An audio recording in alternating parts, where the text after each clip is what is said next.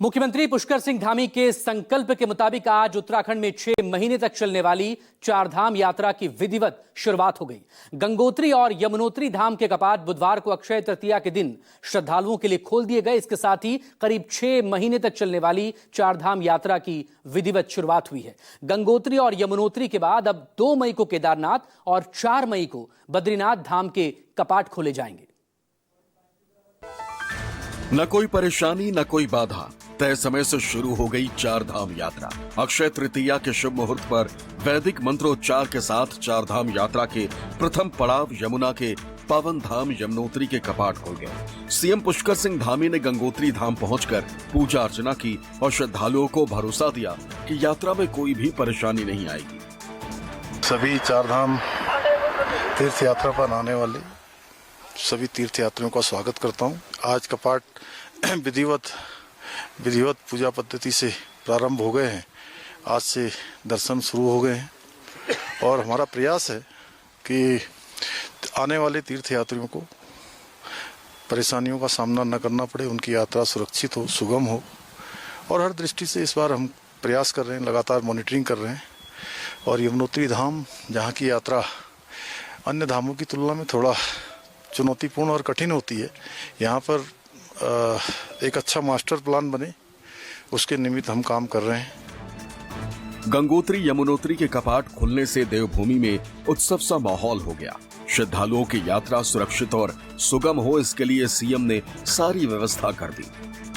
की दृष्टि से हो, चाहे वो हमारा परिवहन विभाग हो, सभी विभाग, पेयजल हो, सड़क वाले हों, सभी अभी काम चल ही रहा है, लेकिन अंतिम चरण पर काम पहुंच गया है। जहां जहां जैसी जैसी आवश्यकताएं होगी, हम यात्रा को सुगम बनाने के लिए, यात्रा को सरल बनाने के लिए लगातार काम करेंगे। हमारा प्रयास होगा कि यात्रा हर वर्ष की भांति इस वर्ष भी अच्छी हो तय होगी। हम यात्रा को सुगम बनाने के लिए, यात्रा को सरल बनाने के लिए लगातार काम करेंगे। हमारा प्रयास होगा कि यात्रा हर वर्ष की भांति इस वर्ष भी अच्छी हो।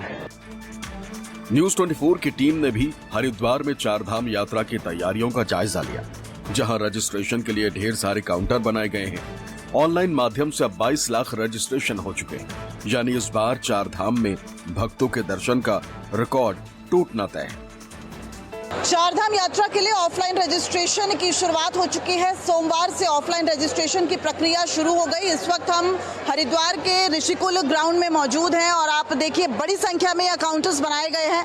लगभग 20 काउंटर्स यहाँ पे बनाए गए हैं। महिलाओं के लिए अलग काउंटर है, पुरुषों के लिए अलग काउंटर है, दिव्यांगों के लिए अलग काउंटर है, वरिष्ठ नागरिकों के लिए अलग, और विदेशी नागरिकों यानी फॉरेन से जो लोग आ रहे हैं उनके लिए अलग काउंटर है। यानी कि पूरी व्यवस्था इस बार सरकार ने की है। और पिछली बार जिस तरीके से बड़ी संख्या में चारधाम के लिए श्रद्धालु पहुंचे थे और बहुत जो है वो यहाँ पर स्थिति काफी खराब हो गई थी, बड़ी बड़ी लाइनें यहाँ पर लगी थी, आम लोगों को बहुत ज्यादा दिक्कत आ रही थी। उससे बचने के लिए इस बार व्यवस्था को बहुत ज्यादा सुचारू बनाया गया है। और जाहिर तौर पर द्वादश ज्योतिर्लिंगों में से एक बाबा केदारनाथ और चारधाम यात्रा को बेहद अहम स्थान हिंदू धर्म में भी दिया जाता है और उसके लिए श्रद्धालु उत्साहित है। लेकिन इस बार सरकार का जो पूरी तरीके से जो प्रणाली बनाई गई है वो बहुत सुचारू तरीके से चल रही है। टोकन सिस्टम जो है वो भी लागू कर दिया गया है।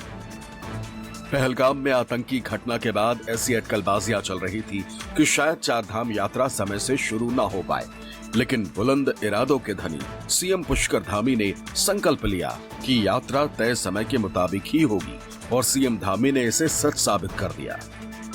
दिव्या अग्रवाल, ऋषिकेश, न्यूज 24।